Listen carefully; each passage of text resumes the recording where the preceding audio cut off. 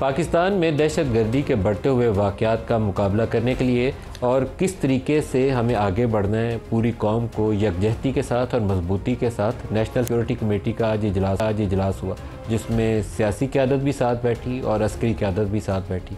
इजलास के बाद जो एलामिया जारी हुआ है उसके 2-3 अल्फाज काफ़ी इस बात को तक़वियत देते हैं कि एक नेशनल कंसेंसस के साथ, यकजहती के साथ आगे बढ़ने के लिए इत्तफ़ाक़ राय पैदा करने की कोशिश की जाएगी।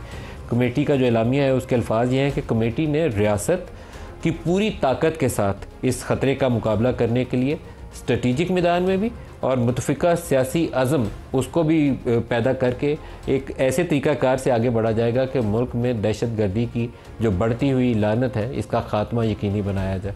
इसके साथ साथ मुख्तलिफ़ जो दहशत गर्दी की शक्लें हैं, जो दहशत गर्द ग्रुप यहाँ मुनज़्ज़म हो रहे हैं, जो डिजिटल प्लेटफॉर्म्स का इस्तेमाल है, जो सोशल मीडिया नेटवर्क्स का इस्तेमाल करते हुए दहशत गर्दी को और इंतहा पसंदी को फ़रोग़ दिया जा रहा है, तमाम पहलुओं पर गौर करने के बाद इस बात का फ़ैसला किया गया है कि दहशत गर्दी को जड़ से उखाड़ फेंका जाएगा।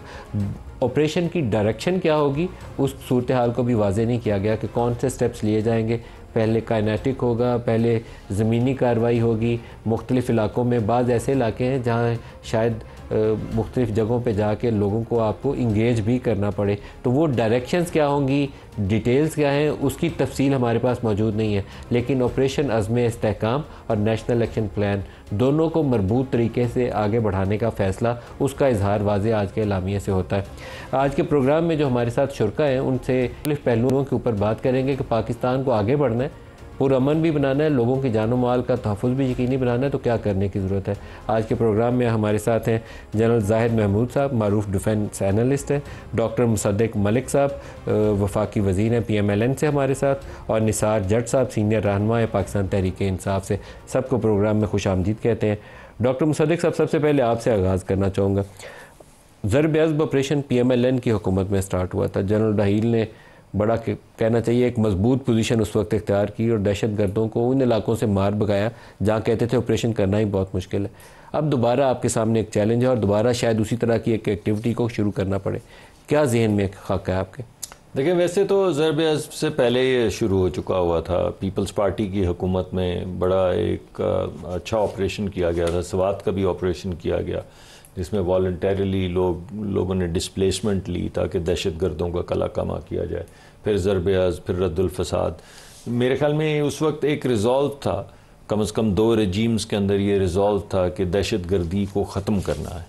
और दहशत गर्दी को ख़त्म करने के लिए 2 मुख्तलिफ़ अवामिल हैं। एक तो मेन स्ट्रीमिंग, हमारे वो इलाके या वो लोग या वो कबीले जो तरक्की की दौड़ में पीछे रह गए हैं और एलियनेटेड फील करते हैं, उनकी एलियनेशन ख़त्म करने का जो एक प्रोसीजर है, जिसके लिए हमें एक सियासी तमाम जमातों को इकट्ठा होकर उन इलाकों को आगे बढ़ाना है, वो एक बड़ा अहम जुज़्व है।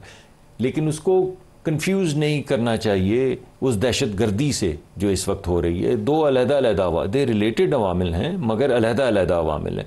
और मैं इस वजह से ये बात आपके सामने रख रहा हूँ क्योंकि आजकल जब भी मैं किसी प्रोग्राम में जाता हूँ तो मैं बात शुरू करता हूँ दहशत गर्दी की, तो बात शुरू हो जाती है एलियनेशन की। तो मैं फिर कहता हूँ कि मैं एलियनेशन का तो नहीं कह रहा हूँ कि वो नहीं ख़त्म होनी चाहिए, ये तो नहीं कह रहा हूँ कि तरक्की नहीं होनी चाहिए, ये तो नहीं कह रहा हूँ कि वहाँ पर मल्टी प्रॉन्ग स्ट्रेटजी होनी चाहिए जिसमें मुख्तलिफ जो जहतें हैं इसकी सारों को कवर किया। लेकिन जो जंग की जहत है, जो दहशत गर्दी की जहत है, उसको इन फोकस रखना चाहिए।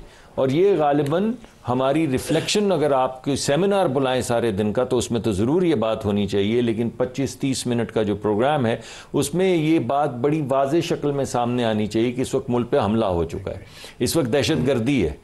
इस दहशत गर्दी की फ़िज़ा में वो लोग जो दहशत गर्दी कर रहे हैं, जिन्हें पहले रद्दुल फसाद या ज़रब-ए-अज़्ब के ज़रिए बाहर निकाला गया था, उनके स्लीपर सेल्स ख़त्म किए गए थे, उनके जो लोग उनको सपोर्ट कर रहे थे, फाइनेंसिंग फराहम कर रहे थे, उन सब को रूट आउट किया गया था। उन तमाम को दोबारा से रूट आउट करना होगा। और ये रिज़ॉल्व इस वक्त में मुझे उम्मीद है कि अभी भी आप जो आज हमारी कॉन्फ्रेंस हो रही है, जो कमेटी का जो इजलास हो रहा है, उसमें ये तमाम रिज़ॉल्व्स बार बार अब आपके सामने आएंगे क्योंकि हमारी नेशनल स्ट्रैटेजी यही है कि हम एक पॉलिसी पे गामजन रहें। हमने कुछ पॉलिसी को मुतज़लज़ल रखा है। हम कभी कहते हैं कि ये दुश्मन है, ये वो लोग जिन्होंने APC में हमारे बच्चों को गोलियां मारी, जो उनकी माएँ, उनकी उस्तानियाँ वहाँ पे मौजूद थी, उन पे फॉस्फोरस फेंक के उनको आग लगा दी, यानी उनकी राख हमने वहाँ से वसूल की।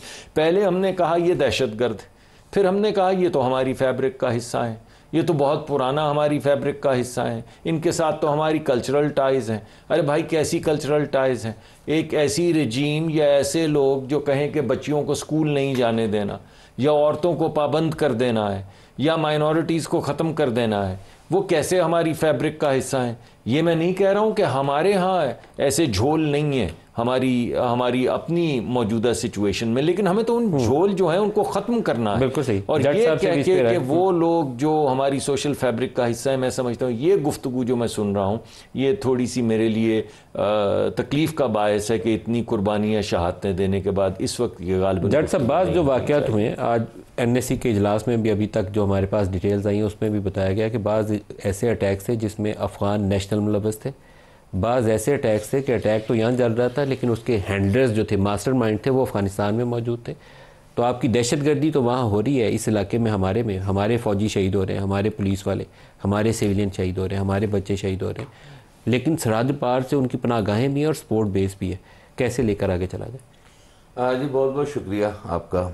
देखिए ये मैं थोड़ा सा ना इस पे इस तरह से रोशनी डालूंगा कि हमारे आपस में जितने भी हम पार्लियामेंटेरियंस हैं, हमने अक्सर KPK के इश्यूज़ को उनके साथ डिस्कस किया, कुरम हो, बाजोड़ हो, यहाँ के इश्यूज़ को हमने डिस्कस किया। तो वहाँ के जो डायनेमिक्स है वो हमसे ज़्यादा वो लोग जानते हैं जो कि वहाँ के लोकल्स हैं। उन लोगों का हमेशा से ये मौक़िफ़ रहा है कि जी हमारे पास इतनी कैपेसिटी है कि हम जो हमारा जो लोकल है वहाँ का, हम उनको लेकर इनके साथ डायलॉग करके हम इनको एग्जिट कर सकते हैं, हम इनसे अपनी जान छुड़ा सकते हैं। लेकिन हम क्योंकि ये लेकर भी हम आए, ठीक है जी, हम लोगों ने इनको यहाँ पर पनाह दी है, हम लोगों ने यहाँ पर इनको रखा हुआ है। जनरल बाजवा साहब जो है उनकी शफकत का ये नतीजा है, वो यहाँ पर रह रहे हैं।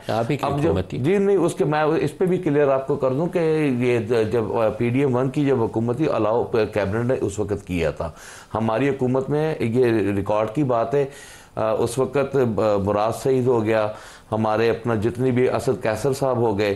सर रीसेटलमेंट आपके दौर में शुरू हुई थी और प्रेसिडेंट सर जी हमारे आरिफ अलवी साहब से प्रेसिडेंशियल पार्डन लेकर जेलों में कैद लोगों को रिहा किया गया। रीसेटलमेंट के ऊपर हमारी कैबिनेट का एक भी अप्रूवल है तो आप लेकर आ जाए।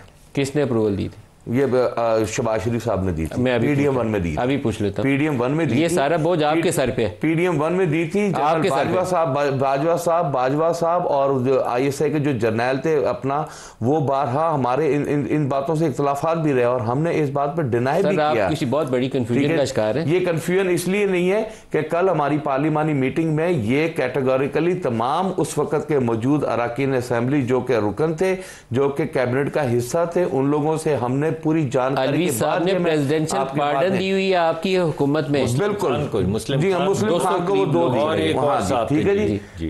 ये जवाज मुस्लिम खान का बनाकर अगर आप ये समझते हैं कि जी उन सबको पनाह हम लोगों ने दी थी, तो इस तरह नहीं था। जनरल बाजवा साहब और हम ये जो ISI के थे, उस वक्त हमारे इख्तलाफात भी इनके साथ इसी बात पे थे कि हम इनको अलाउ नहीं कर रहे थे।